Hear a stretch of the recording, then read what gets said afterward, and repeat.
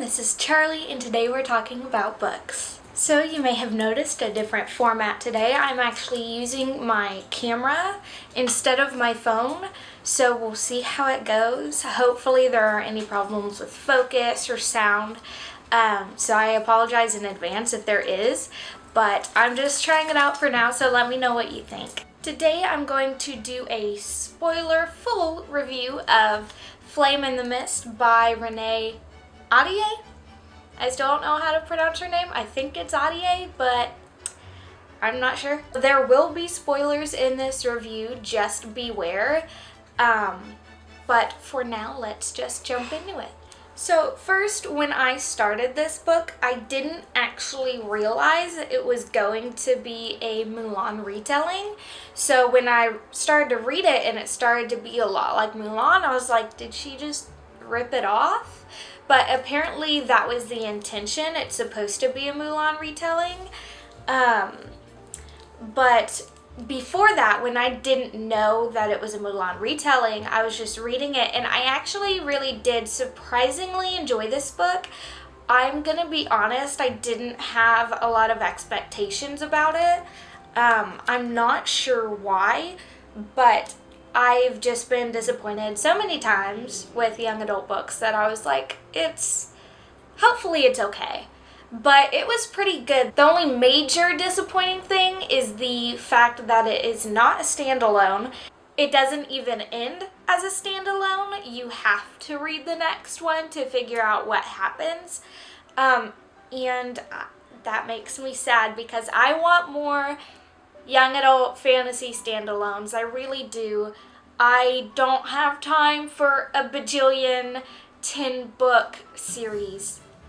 I don't. I just wanted one standalone, and I hoped that this was it, but it's not. This book is about a young girl named Mariko, and Mariko is royalty, and she just got promised to another man for marriage by her father.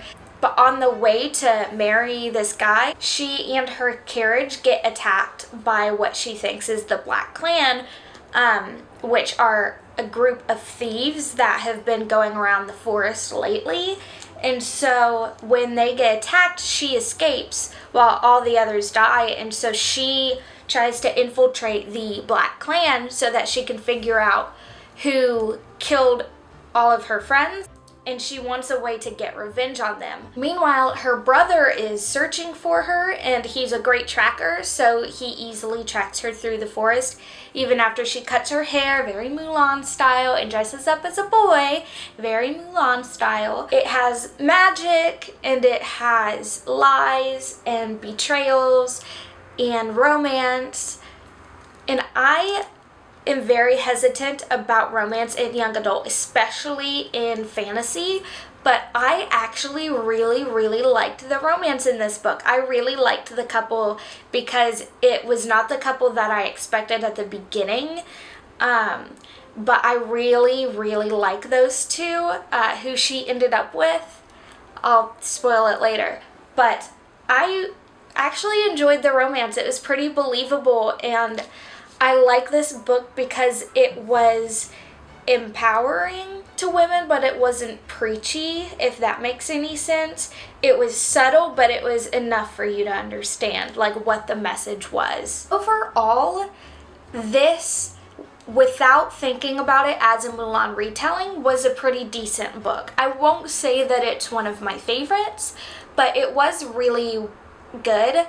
The writing kind of threw me off at first because it's very choppy. It kind of reads like William Shatner talking in Star Trek, where it's like she takes a breath, everything silent, everything difficult to understand.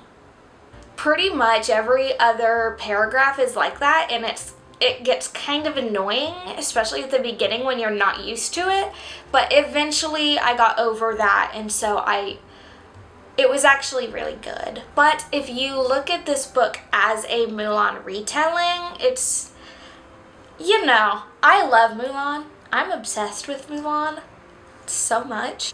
I literally own a Mulan snow globe, and it's so cute, and I love it. And it's actually gonna go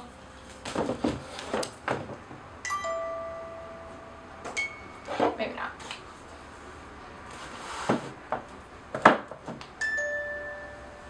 I'll put it right there for now.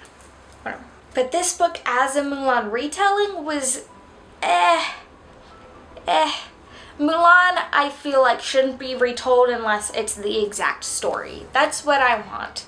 Like, Mulan is such an amazing story by itself that just writing it out into young adult form would be awesome, but without changing anything.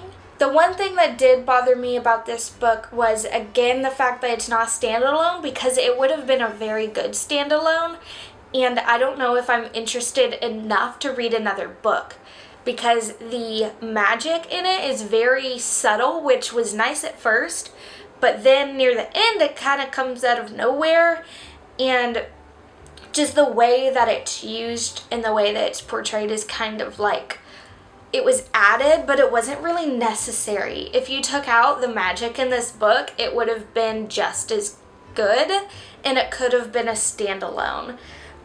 It just felt like something unnecessary and extra, because without it, it would have been a really good story anyway. And here's where it gets spoilery. The twist at the end with Akemi, I didn't really like.